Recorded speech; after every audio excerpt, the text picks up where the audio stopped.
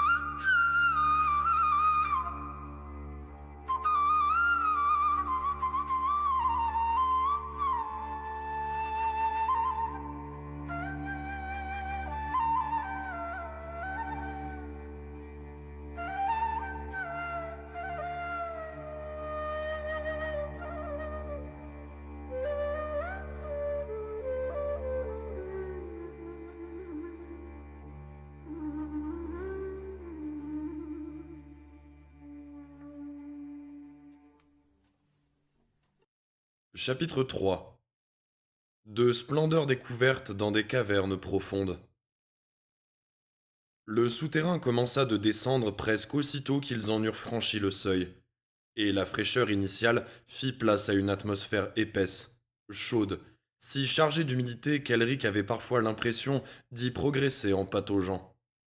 Les petites lumières, vues de l'extérieur, et qui dispensaient de fait une faible clarté, n'étaient ni des lampes ni des torches comme il l'avait pensé au premier abord, mais des nodules d'une substance meuble, naturellement phosphorescente et fort proche de la chair dans son apparence.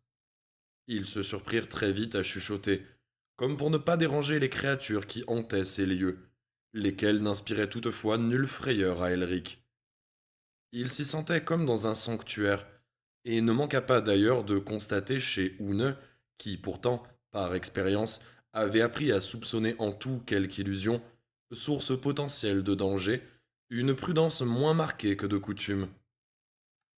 De Sadanor à Marador, il n'y eut pour ainsi dire aucune transition visible. Sinon peut-être un subtil changement d'ambiance, puis le souterrain s'ouvrit sur une vaste salle. Explosion de bleu, de vert, de jaune d'or, de rose saturés d'une riche brillance, et qui tous se coulaient de l'un à l'autre comme une lave qui ne se fût que récemment refroidie, plus proche des plantes exotiques que de leur réalité de merveilles minérales. Et des parfums, comme émanés des fleurs les plus belles, les plus entêtantes, firent qu'Elric crut entrer dans un jardin peu différent de ceux qu'il avait connus enfant, lieu d'infinie sécurité et sérénité. Nul doute cependant, il s'agissait là d'une caverne, et il s'était enfoncé dans le sol pour l'atteindre. Au premier abord ravi, Elric se sentit gagné par une certaine tristesse, car il ne s'était jusqu'alors jamais remémoré ces jardins de son enfance, joies innocentes qui, rarement, visitaient un Melnibonéen quel que fût son âge. Il repensa à sa mère morte en couche, et à son père, ravagé par le chagrin, refusant de reconnaître l'enfant qui avait tué sa femme. Un mouvement dans les profondeurs de la salle fit craindre à Elric quelque péril. Mais les gens qui émergeaient de l'ombre étaient sans armes, et leurs visages étaient empreints de mélancolie contenue. Nous sommes à Marador, affirma Oune en un murmure. Êtes-vous ici pour vous joindre à nous? La question venait d'une femme vêtue de voiles flottants dont la myriade de chatoyances reprenait en miroir les tons de la roche tout autour. une longue chevelure d'or fané, des yeux de la nuance d'un très vieil éteint. Sa main se tendit pour toucher l'albinos, une forme de salut, et son contact était froid. En lui commença de se faire sentir la contagion de leur tranquille tristesse, et il se dit qu'il existait pire sort que de rester avec le souvenir des désirs et plaisirs passés, du temps où la vie avait eu caractère d'évidence, où le monde semblait encore si simple à conquérir, à rectifier. Dans son dos monta la voix d'Oune, désagréablement dure à son oreille. Nous sommes de passage sur ces terres, madame, des voyageurs dénués de toute hostilité à votre égard, mais nous ne pouvons rester. Un homme intervint. Des voyageurs? Que cherchez-vous? La forteresse de la Perle, dit Elric. Franchise qui, manifestement, déplut à Oune. Nous n'avons nul désir de nous attarder à Marador, nul autre souhait que d'y apprendre où chercher la porte de Paranor. L'homme eut un sourire désenchanté. Je crains que son emplacement ne soit perdu. Perdu pour nous tous, oui. Ce dont, toutefois, nous ne souffrons guère, madame. Il y a même dans cette perte des aspects positifs, ne trouvez-vous pas? Il tourna vers eux des yeux lointains, rêveurs. Autant ne pas chercher ce qui ne peut que décevoir. Nous préférons nous remémorer ici ce que nous voulions le plus, comme c'était de le vouloir. Mais ne serait-il pas plus gratifiant d'en poursuivre la quête rétorqua Elric sur un ton sec dont il fut le premier surpris. En quoi, messire? Alors que la réalité s'acharne toujours à rester bien en deçà de l'espoir. Telle est donc votre opinion?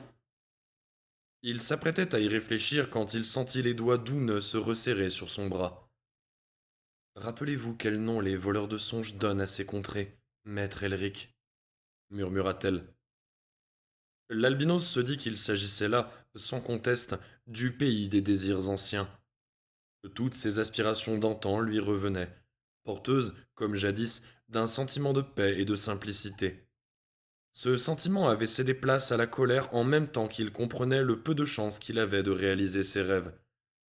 L'iniquité du monde avait suscité sa rage, et, avec rage, il s'était jeté dans ses études magiques, avait vu naître sa détermination à changer l'ordre des choses, à y introduire plus de liberté, plus de justice, par l'exercice du pouvoir qui, en ce monde, était le sien. Mais ses compatriotes melnibonéens avaient refusé d'entrer dans sa logique. Les rêves s'étaient estompés, et avec eux l'espoir qui avait alors soutenu son courage. Et voilà que, de nouveau, cet espoir lui était offert. Peut-être existait-il des royaumes où tous ses désirs avaient pris corps. Peut-être Marador était-il l'un de ces royaumes. Si, si je retournais chercher Simoril et que je la ramenais ici, nous pourrions sans doute y vivre en harmonie avec ces gens, dit-il à Oune. La voleuse de songes se montra presque méprisante. Il s'agit là du pays des désirs anciens, non de celui du désir satisfait, maître Elric. Et la différence est de taille. Je vous vois donner prise à des émotions faciles, et qu'il n'est pas moins facile de nourrir tant que la réalité reste hors d'atteinte, et que l'on se contente de soupirer après l'inaccessible. C'est en cherchant l'accomplissement, Elric de Melniboné, qu'un être se dote d'une stature dans l'existence. Tournez le dos à cette détermination qui, je vous la rappelle, était vôtre, de participer à la construction d'un monde où règne la justice, et assurément vous perdrez mon respect. Vous perdrez respect pour vous-même. Vous établirez la preuve que vous êtes un menteur, et moi, une imbécile de vous avoir cru capable de m'aider à sauver la sainte fille. Elric fut choqué par cette sortie, d'autant plus agressive à ses yeux dans l'agréable atmosphère de sérénité qui flottait autour d'eux. Mais j'estime qu'il est impossible de construire un tel monde. Ne vaut-il pas mieux prévoir un échec que le subir? C'est ce qu'ils croient tous dans ce royaume. N'allez donc pas plus loin, si vous voulez, et partagez cette conviction qui est à jamais la leur. Moi, je préfère penser qu'il faut toujours tendre vers plus de justice, si piètres soient les chances de succès. Elric se sentit las, pris du désir d'interrompre son errance, de se reposer. Il bâilla, s'étira. Ah, ces gens semblent détenir un secret que je voudrais apprendre. Je crois que je vais m'arrêter un moment pour leur parler avant de poursuivre. Faites-le, et Anig mourra. La Sainte Fille aussi. Et tout ce qui en vous a quelque valeur à vos yeux. Oune n'avait ni haussé la voix, ni pris un ton très différent du constat banal. Mais il y avait eu, dans ces mots, un caractère d'urgence auquel la mélancolie d'Elric ne résista pas. La tentation de se retirer dans les rêves n'était pas nouvelle pour lui. Y eût-il cédé par le passé que, pour l'heure, nul autre que lui n'eût régné sur son peuple, et que Irkoun eût connu la mort ou l'exil. En repensant à son cousin, cet ambitieux forcené, à Simoril attendant son retour pour qu'enfin leurs noces fussent célébrées, il se rappela son but présent, et chassa toute idée de réconciliation ou de retraite. Il se tourna vers le peuple souterrain et s'inclina.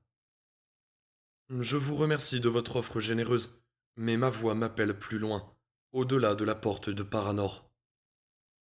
Oune inspira profondément, peut-être soulagé. On ne saurait ici mesurer le temps selon nos normes coutumières, prince Elric, mais je puis vous assurer qu'il passe plus vite que je ne le voudrais. La mort dans l'âme, Elric laissa derrière lui ces êtres mélancoliques pour suivre la voleuse de songes dans les éblouissantes profondeurs des cavernes. Ces terres sont bien nommées, ajouta Oune. N'oubliez pas la méfiance que doit nous inspirer ce qui est familier. Mais vraiment, n'aurions-nous pu faire halte ici, restaurer nos forces? Si fait, et certainement mourir d'une suave langueur. Il la regarda, surpris, et constata que l'aura particulière des lieux n'avait pas été sans effet sur elle. Est-ce là ce qui fut fatal à Alnak Kreb? Évidemment non. Elle se ressaisit. Il était parfaitement à même de déjouer un piège aussi grossier. Elric se sentit couvert de honte. Moi, j'ai failli échouer dès cette première mise à l'épreuve de ma détermination et de ma discipline. Nous autres, voleurs de songes, avons l'avantage d'y avoir été maintes fois soumis. Il devient plus facile de résister, même si l'attrait, je vous l'assure, demeure toujours aussi fort. Pour vous aussi, madame? Et pourquoi pas? Me croyez-vous exempte de désirs oubliés, de choses dont j'aimerais encore rêver? Quelle enfance n'a eu ces moments de douceur? Veuillez me pardonner, madame. Elle haussa les épaules. Nous sommes, tout un chacun, attirés par cet aspect du passé, par le passé en général, je suppose. Mais nous en oublions les autres aspects qui, en premier lieu, nous ont fait basculer dans l'imaginaire. Vous avez donc foi en l'avenir, madame? Dit l'albino sans manière de plaisanterie. Le roc se fit glissant sous leurs pas, et, si faible que fût la pente, ils furent contraints d'y progresser avec plus de prudence. Devant, Elric crut reconnaître un bruit d'eau qui se fracassait. Peut-être allait-il retrouver le torrent dans son cours souterrain. Le futur recèle autant de pièges que le passé, lui répondit-elle en souriant. Ma foi va au présent, monseigneur, à l'éternel présent. Quelque chose dans sa voix suggérait que ce point de vue n'avait pas toujours été le sien. Spéculation et remords sont source de maintes tentations, je suppose, dit Elric, et il étouffa un cri devant le spectacle qui s'offrait à son regard. De l'or fondu cascadait le long d'un double chenal taillé dans la paroi, et formant une gigantesque structure en V. Le métal y coulait sans obstacle, mais, à mesure qu'ils se rapprochèrent, il devint manifeste qu'il n'était pas brûlant. Quelque autre agent que la chaleur entraînait sa liquéfaction, peut-être un constituant chimique de la roche. Quand les deux flots d'or se rencontraient, touchant le sol de la caverne, ils s'y élargissaient en un bassin qui, à son tour, alimentait un ruisseau, lequel se précipitait, bouillonnant, scintillant de la précieuse matière, vers un autre qui, de prime abord, ne paraissait charrier que de l'eau. Mais quand l'albino s'y regarda de plus près, il vit qu'il s'agissait d'argent, et qu'à leur confluent les métaux se mêlaient. Il suivit des yeux ce nouveau ruban de brillance et le vit rejoindre à quelque distance une autre rivière, d'une lumineuse nuance écarlate cette fois, peut-être du rubis fluide. Au cours de ses voyages, que ce fût dans les jeunes royaumes ou dans les terres du surnaturel, il n'avait jamais rien vu encore de comparable. Il allait y diriger ses pas, examiner de plus près le phénomène quand Oune l'arrêta. Prudence, nous avons atteint la porte suivante, dit-elle. Cessez, monseigneur, de prêter attention à des merveilles que nous allons quitter. Regardez plutôt. Son doigt se pointa entre les gerbes d'or des cascades jumelles, et il distingua là un espace plus sombre. C'est Paranor. Êtes-vous prêt à pénétrer dans ce royaume, monseigneur? Se remémorant le nom que lui donnaient les voleurs de songes, Elric se permit un sourire amusé. Aussi près que je pourrais jamais l'être, madame. Puis, à l'instant même où il s'ébranlait vers le passage, un bruit de galopade se fit entendre derrière eux.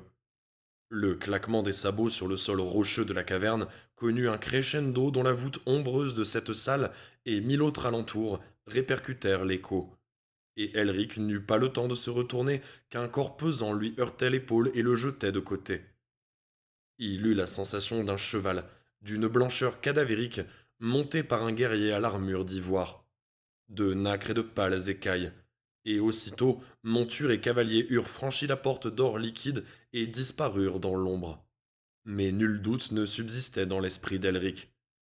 Celui qui venait de le renverser était identique au gardien rencontré sur le pont. Ce fut d'ailleurs le même rire moqueur qu'il crut entendre, avant que le son ne fût absorbé par ce qui s'étendait au-delà de la porte. Nous avons un adversaire, dit Oune. Son visage s'était figé dans une expression soucieuse, et elle crispait les mains sur ses flancs, s'efforçant, à l'évidence, de garder contrôle sur elle-même. Et il nous a déjà repérés. La forteresse de la Perle ne se contente pas de se défendre. Visiblement, elle attaque. Vous connaissez peut-être ces cavaliers, pour en avoir déjà vu lors d'autres incursions dans les royaumes du rêve. Elle fit non de la tête. Je sais à quelle espèce ils appartiennent. C'est tout. Existe-t-il des moyens de les éviter? Fort peu. Elle fronçait de nouveau les sourcils, absorbée dans l'examen de quelques problèmes dont elle n'était pas prête à discuter. Puis, elle parut en remettre la solution à plus tard et prit Elric par le bras pour l'entraîner passer les cascades jumelles d'or fondues à froid dans une autre salle, où une douce et verte brillance leur donna l'impression de marcher sous un dais de frondaison filtrant les rayons d'un soleil automnal. Elric retrouva le souvenir de l'ancienne Melniboné telle qu'elle avait été à l'apogée de sa puissance, quand son peuple avait assez d'orgueil pour s'estimer dépositaire du monde, quand des nations entières s'étaient vues remodelées pour satisfaire leurs caprices. Alors qu'Ouneux et lui abordaient une nouvelle salle, si vaste cette fois que la conscience d'être toujours sous terre ne s'imposa pas tout de suite à son esprit, l'albinos découvrit, resplendissant du même vert chaud et lumineux, les spirales et minarets d'une cité aussi belle que sa chère Imrir, la cité qui rêve, dont il avait exploré les moindres recoins tout au long de son enfance. Cette ville est comme Imrir, et cependant, elle ne lui ressemble en rien, s'exclama-t-il étonné. Non, c'est à Londres qu'elle ressemble, à Tannelorn, à Raspalum Altai. C'était dit sans ironie. Ouneux semblait sincèrement convaincu de l'étroite similitude entre cette ville et plusieurs autres, dont la deuxième seule était connue du Melnibonéen. Mais ce n'est pas la première fois que vous la voyez. Quel est son nom? Elle n'en a pas, et elle les a tous. Il n'en est aucun qui ne lui convienne si c'est ainsi qu'on veut la nommer. Puis elle se détourna, comme pour se reposer un instant avant d'entraîner son compagnon sur le chemin qui passait en contrebas de la cité. Ne devrions-nous pas y monter? Il se peut que nous y trouvions des gens qui soient à même de nous mettre sur la bonne route. Et d'autres qui s'empresseraient de nous la barrer, dit-elle. Il est désormais clair, prince Elric, que l'on a eu vent de notre présence, et que certaines forces pourraient avoir l'intention de nous arrêter à tout prix. Vous pensez que les aventuriers magiciens nous ont suivis? Suivis ou précédés, laissant pour le moins quelque chose d'eux dans ce royaume. Elle posait sur la cité un regard empli de méfiance. Cela semble un endroit si paisible. Plus il contemplait cette ville, plus son architecture l'impressionnait. La symphonie de ses pierres, vertes à l'unanimité, mais variant dans leurs nuances du jaune au bleu. Il y avait là de vastes arcs boutants, des ponts jetant d'une tour à l'autre leur dos d'âne, des envolées hélicoïdes aussi délicates que des toiles d'araignée, si hautes pourtant qu'elles disparaissaient presque dans l'ombreuse altitude de la caverne. Elles semblaient refléter une part de lui dont il ne pouvait sur l'instant se rappeler. Il languissait d'y être. Les directives d'Oune lui devinrent insupportables, bien qu'il eût juré de les suivre. Il commençait à se dire qu'elle ne savait pas plus que lui où aller, n'était pas mieux pourvue pour atteindre leur but. Il nous faut continuer, dit-elle, la voix pressante. Je sais pouvoir trouver ici quelque chose qui puisse restaurer la grandeur d'Imrir. J'en prendrai alors la tête pour dominer à nouveau le monde, et n'y plus répandre cette fois terreur et cruauté, mais bienveillance et beauté. Prince Elric, je vous croyais moins enclin à vous leurrer. Quel mal y a-t-il à nourrir de telles ambitions? Rugit-il, hors de lui. Simplement qu'elles n'ont rien de réaliste, qu'elles ne sont qu'illusions, tout comme cette cité. Qui, à moi, me paraît assez solide. Solide? Si fait, elle l'est en un sens. Vous en passez les portes, et elle ne vous lâche pas plus qu'une amante longtemps délaissée. Allez, prince, venez, je vous y escorte. À son tour, elle semblait saisie par la colère. D'un pas décidé, elle s'engagea sur les lacets d'obsidienne de la route qui montait vers la ville. Sidérée par ce changement d'humeur, Elric suivit, déjà plus calme. Je m'en remets à vous, madame. Excusez mon éclat. Elle ne l'écoutait plus. La cité ne cessa de grossir jusqu'à ce qu'ils fussent dans son ombre, renversant la tête pour embraser du regard des murs, des coupoles, des tours dont les dimensions, par leur gigantisme, interdisaient d'en évaluer l'exacte étendue. Tenez, voilà une porte. Franchissez-la et je vous dis adieu. J'essayerai seul de sauver l'enfant pendant que vous pourrez vous adonner aux croyances perdues, et perdre ainsi celles qui sont présentement les vôtres. Et maintenant qu'Elric voyait de plus près ces murs, il les découvrait translucides comme du jade, laissant deviner des formes sombres où il reconnaissait des silhouettes d'hommes, de femmes et d'enfants. Il étouffa un cri, se rapprocha encore et observa ces visages. Des visages vivants, dont les yeux refusaient la mort, dont les lèvres s'étaient figées dans une expression de terreur, d'angoisse et de misère. Autant de mouches prisonnières dans l'ambre. C'est le passé suspendu, prince Elric, le sort de qui s'attache à retrouver ses croyances perdues sans s'être d'abord efforcé d'en chercher de nouvelles. Cette ville porte un autre nom. Les voleurs de songes l'appellent la cité d'inventives couardises. Vous auriez peine à suivre les méandres logiques qui amènent tant de gens dans cette impasse, et les font contraindre ceux qu'ils aiment à partager leur destin. Souhaitez-vous rester avec eux, prince Elric, et bercez-vous aussi vos croyances perdues? L'albinos se détourna de la cité, frissonnant. Mais, si l'on peut ainsi constater ce qu'il est advenu des voyageurs qui ont franchi ces portes, pourquoi s'obstine-t-on à les suivre? Cela est simple. On s'obstine par refus de voir l'évidence. C'est là le grand triomphe du besoin aveugle sur l'intelligence de l'homme et sur ses facultés spirituelles. Ensemble, ils retournèrent vers le chemin au bas de la colline, et Elric fut soulagé quand les superbes tours de la cité furent loin derrière, et qu'ils eurent dépassé plusieurs autres salles souterraines, chacune avec sa ville, même s'il n'y en eut aucune pour égaler la première en magnificence et en cruauté. Il ne s'était senti nul désir de les visiter, bien qu'il y eût repéré des mouvements, et Koune lui eût confié qu'à son sens, elle n'était pas tout aussi dangereuse que la cité de l'inventive couardise. Vous parliez de ce monde comme du royaume des songes, dit-il. Et de fait, madame, un tel nom lui convient, car il semble faire l'inventaire des formes qu'empruntent les rêves. On en viendrait presque à le croire né du cerveau d'un poète, tant sont insolites certaines visions qu'il présente. Je vous ai dit. La voix d'Ouneux avait repris sa chaleur maintenant que le Melnibonéen ne niait plus l'existence du danger. Que l'essentiel de ce dont vous êtes ici témoin est la matière juste ébauchée de réalité que d'autres mondes, tels le vôtre ou le mien, attendent toujours de connaître. Dans quelle mesure accéderont-elles ailleurs à l'existence, cela je l'ignore, De tels endroits, au cours des siècles, se sont vus façonnés par des générations de voleurs de songes, qui ont imprimé une forme à ce qui, sans eux, n'en aurait pas eu. Elric commençait à mieux comprendre ce que sa compagne lui avait jusqu'alors expliqué. Plutôt que de dresser la carte de ce qui est, vous superposez votre propre carte à la réalité de ce monde. Jusqu'à un certain point, oui, car nous n'inventons rien, nous nous bornons à décrire, d'une certaine manière. Nous y trouvons le pouvoir de tracer des sentiers dans chacun des innombrables royaumes du songe, puisque ces contrées, sur ce point seulement, se conforment les unes aux autres. Il peut donc en réalité y avoir 1 millier de contrées différentes dans chaque royaume.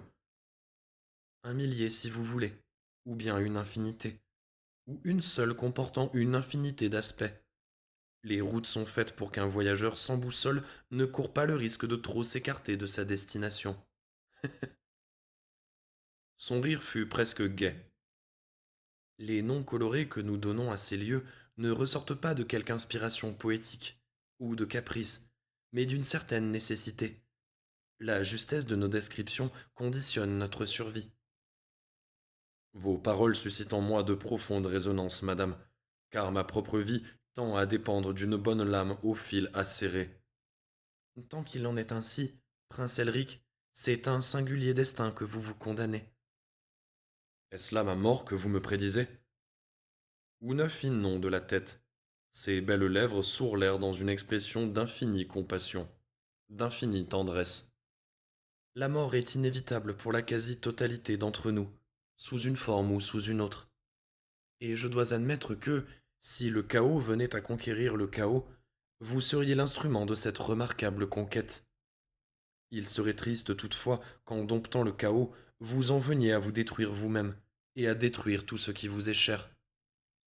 Je vous promets, dame Oune, de faire mon possible pour éviter un tel destin.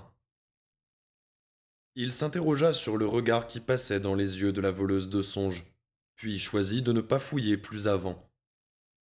Il traversait à présent une forêt de stalactites et de stalagmites, dans les mêmes éclatantes nuances de vert sombre, de bleu saturé, de rouge opulent, et dans les cristallines mélodies de l'eau que distillait le plafond de la caverne.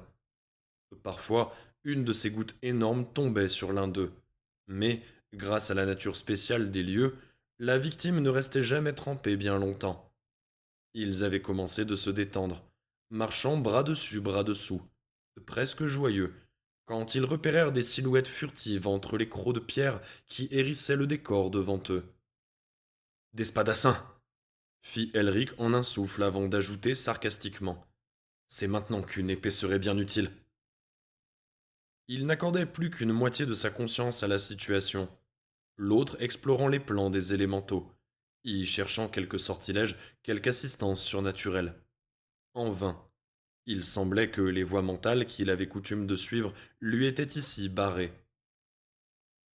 Les guerriers se révélaient voilés, vêtus de lourdes capes ondoyantes et la tête protégée par des aumes de métal et de cuir.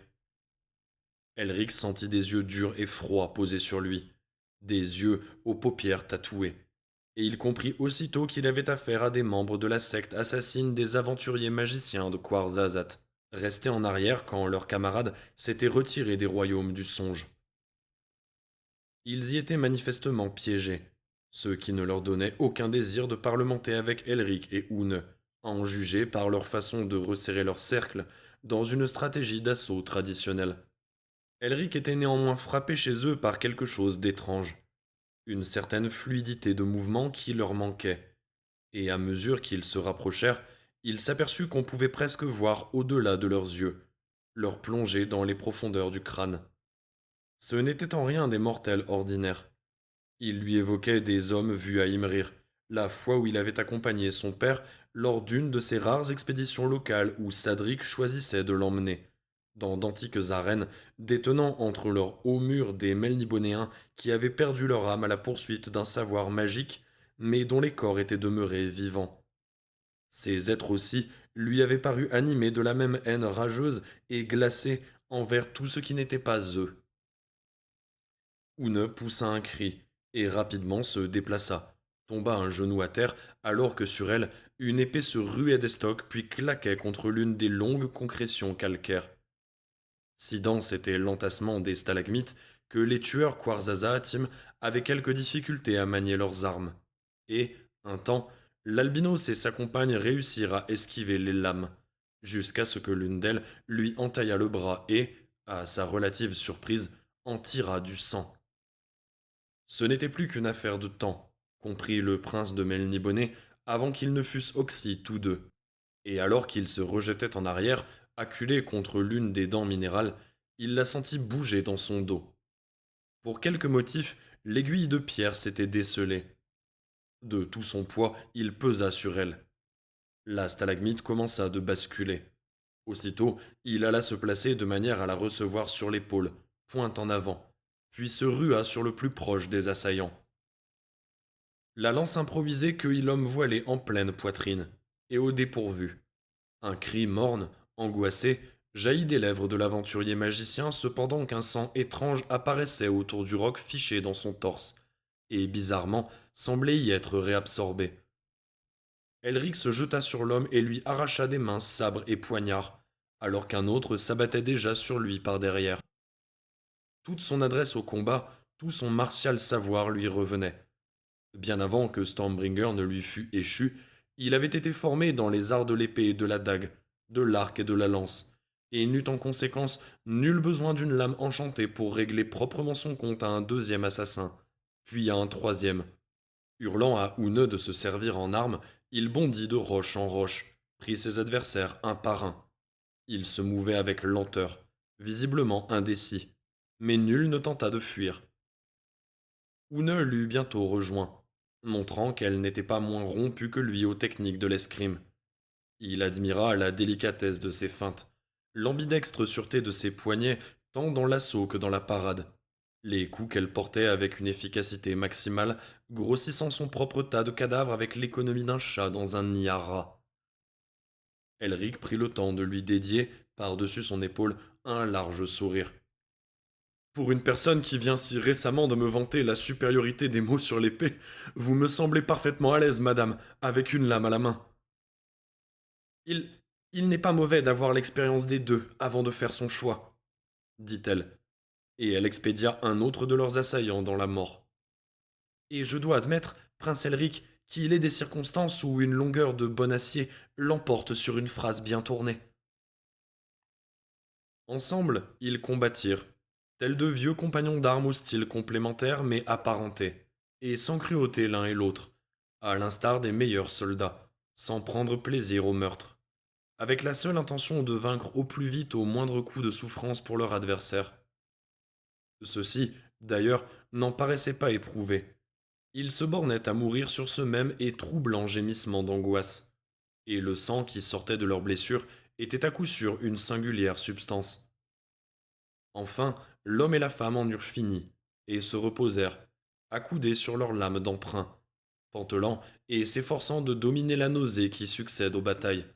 Et tout autour d'eux, sous leurs yeux, les corps se dissipèrent, ne laissant que quelques épées çà et là. Le sang aussi disparut. Du combat dont la vaste caverne venait d'être le théâtre, il ne subsista pour ainsi dire aucun signe. Où, où sont-ils partis? Oune ramassa un fourreau et y gaina son nouveau sabre. En dépit de ce qu'elle s'était complu à répéter, elle avait clairement l'intention de ne pas poursuivre plus avant sans armes. Deux dagues prirent également le chemin de sa ceinture. Où? Ma foi. Elle hésita. Sans doute vers ce dont ils étaient issus, quelques bassins d'ectoplasmique semi-existence. C'étaient presque des fantômes, prince Elric, mais pas tout à fait non plus. Il s'agissait, comme je vous l'ai dit, de ce que les aventuriers magiciens ont abandonné derrière eux. Dois-je comprendre qu'ils n'ont qu'en partie regagné notre monde, et qu'il en fut de même pour Alnak Kreb? Exactement. Elle inspira, parut vouloir ajouter quelque chose. Mais alors, reprit Elric, pourquoi ne voyons-nous pas reparaître Alnak ici, toujours vivant? Parce que nous ne le cherchons pas, dit-elle sur un ton de nouveau ferme et péremptoire, si bien qu'Elric ne s'autorisa qu'un ultime commentaire. Et peut-être n'aurions-nous de toute manière aucune chance de le retrouver ici, dans le pays des croyances perdues, conclut-il tranquillement. C'est juste, dit Oune. Puis, le Melnibonéen la prit dans ses bras, et, quelques secondes durant, ils restèrent enlacés jusqu'à se sentir prêts à repartir en quête de la porte de Célador. Plus tard, alors qu'Elric l'aidait à franchir un autre pont naturel surplombant cette fois des flots d'une substance brun terne, Oune lui confia. Pour moi non plus, cette aventure n'a rien d'ordinaire, prince Elric, d'où le besoin que j'avais de votre compagnie. Vaguement perplexe sur le motif d'un tel aveu concernant ce qu'ils avaient tous deux tenu comme allant de soi jusqu'alors, l'albinos s'abstint de répondre. Quand les femmes au long museau les attaquèrent, armées de raies et d'épieux, il ne leur fallut que peu de temps pour se tailler la voie libre et repousser les craintives créatures. Il ne fut guère plus gêné par les choses renards qui progressaient par bonds sur leurs pattes de derrière et dont les griffes évoquaient des serres d'oiseaux.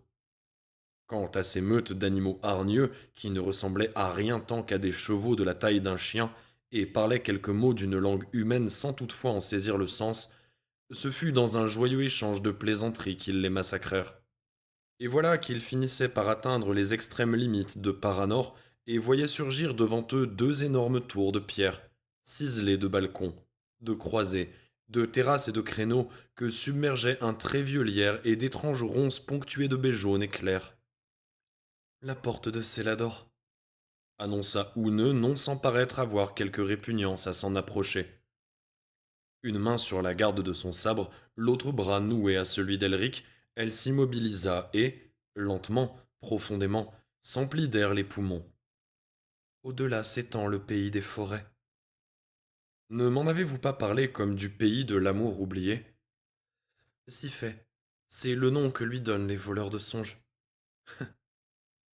Son rire eut quelque chose d'amer. Cernant mal l'humeur de sa compagne, mais ne souhaitant pas se montrer d'une curiosité importune, Elric à son tour s'arrêta, et son regard alla d'elle à la porte, puis retourna sur elle. Vers les traits d'une blancheur d'ossement se tendit la main d'Oune, une main dorée, toujours pleine d'une énorme vitalité. Ses yeux sur lui se rivèrent, puis, dans un soupir, elle se détourna, lui prit la main et marcha vers le seuil, l'entraînant derrière elle. Ils passèrent entre les deux tours, et les narines d'Elric aussitôt s'imprégnèrent des riches senteurs de l'humus et du feuillage. Autour d'eux, ce n'étaient que chênes massives, ormes et bouleaux, arbres de toute espèce qui, pour former un dais d'une considérable épaisseur, n'en poussaient pas moins non sous la lumière d'un ciel ouvert, mais sous l'étrange brillance de roches au plafond d'une caverne. Elric, qui n'avait jamais pensé que des mondes souterrains pussent abriter pareille sylve, s'émerveillait de la santé de ces arbres et de leur vraie normalité. Ce fut donc avec quelque étonnement qu'il vit une créature émerger du sous-bois et venir se planter sur le sentier qui s'ouvrait à eux. Halte là! Je dois connaître votre affaire! Un visage disparaissait sous une fourrure brune et des dents si proéminentes, de si longues oreilles, des yeux si grands, si ronds, qu'on eût dit un lapin géant, malgré l'armure d'airain bosselée au combat, le casque d'airain et les armes de facture apparemment humaines qu'il portait, lame et lance à l'acier cerclé d'airain. Nous ne cherchons qu'à traverser ces terres sans nuire ni en pâtir, dit Oune. Le guerrier lapin secoua la tête. Trop vague! Il leva sa lance et en plongea profond l'acier dans le fût d'un chêne qui hurla. C'est la réponse qu'il m'a faite, comme bon nombre autour de nous. Ces arbres étaient des voyageurs? S'enquit Elric. Votre nom, messire? Elric. Elric de Melniboné. Et pas plus que dame Oune qui m'accompagne, je ne désire vous causer quelque trouble. Nous sommes en chemin pour Imador. Je ne connais pas d'Elric ou de Oune. Moi, comte de Magnès d'Or, je tiens ces terres en mon pouvoir pour les avoir conquises de par mon ancien droit. Il vous faut refranchir ces portes derrière vous. Cela nous est impossible. Toute retraite entraînerait notre anéantissement. Tout pas en avant aurait le même résultat. Alors, comptez-vous camper à jamais sur mon seuil? Certes non, messire. dit Oune, portant la main à la garde de son sabre. Par ceci, nous nous frayerons un chemin dans vos forêts si c'est nécessaire. L'affaire qui nous requiert est urgente, et elle ne saurait souffrir de délai. Le guerrier lapin arracha sa lance du chêne dont les hurlements cessèrent, et la planta dans un autre arbre qui, à son tour, entonna une plainte, insistante au point que le comte de Magnès d'Oar, secouant un chef courroucé, dut mettre fin au supplice. Mes avis que vous allez avoir à me combattre, dit-il. Ce fut alors qu'un cri jaillit de derrière la tour de droite et qu'apparut une forme blanche haut dressée. Un autre de ces pâles cavaliers à l'armure d'os, de nacre et de livides écailles, ses yeux atroces réduits à des fentes haineuses, sa monture cabrée s'acharnant des deux sabots sur une barrière que la porte n'avait pas quand Oune et Elric l'avaient franchie. Puis l'obstacle s'effondra et le guerrier chargea. L'albinos et la voleuse de songes s'apprêtèrent à se défendre quand ils virent le comte de Magnès d'Oar se porter devant eux et projeter sa lance vers l'agresseur. L'acier fut dévié par une armure plus solide qu'il n'y paraissait, et l'épée du cavalier pâle monta puis redescendit avec une nonchalance presque méprisante, fendant le casque d'airain, logeant son tranchant dans le cerveau du guerrier lapin. Le prétendu seigneur de Célador chancela en arrière, s'étreignant le crâne des deux mains, l'âme et lance abandonnées. Ses grands yeux marrons parurent encore s'écarquiller, et il se mit à glapir. Puis, avec lenteur, un moment, il tourna en rond avant de s'écrouler à genoux. Elric et Oune avaient pris position derrière le tronc d'un chêne, prêts à soutenir l'inévitable assaut du cavalier. La monture de celui-ci, de nouveau, se cabra, renâclant avec la même furie aveugle que son maître. Elric jaillit de son abri, ramassa la lance et en introduisit la pointe entre plastron et gorgerin. Puis, d'un mouvement expert, glissa le fer dans le gosier de leur livide assaillant. Un son étranglé en émana, aussitôt remplacé par un gloussement familier, alors que le cavalier faisait volter sa monture et l'engageait sur le sentier qui s'enfonçait dans la forêt, brinque-ballant et secoué de soubresauts comme dans les affres de l'agonie, mais toujours en selle pourtant. Ils le regardèrent disparaître. Elric tremblait.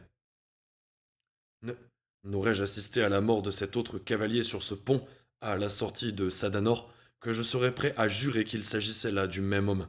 La ressemblance était troublante.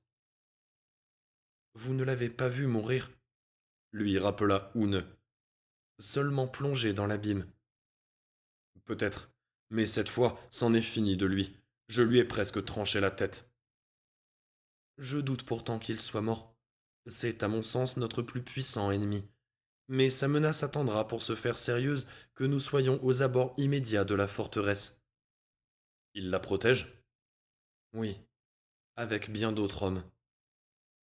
Elle l'embrassa de nouveau, fugitivement, puis s'agenouilla pour inspecter le corps du défunt comte de Magnès d'Oar, lequel prenait dans la mort figure plus humaine.